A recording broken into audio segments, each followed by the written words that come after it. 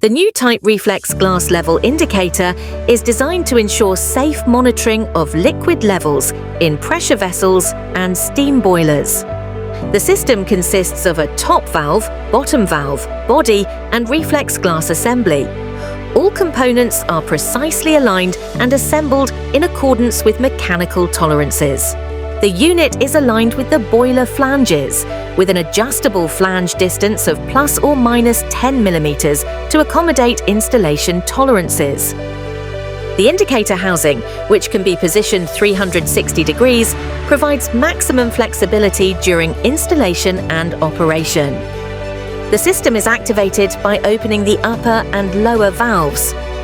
The liquid level is monitored through the Reflex glass. Thanks to its prismatic glass structure, the liquid and vapor phases are clearly distinguished. In case of glass breakage, the pressure difference automatically activates the safety ball, shutting off the flow and preventing leakage. This ensures immediate system and plant safety.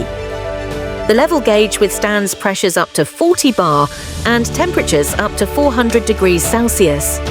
With its adjustable design, high sealing performance, and automatic safety system, it provides a reliable and stable solution for industrial level measurement. Follow us for more.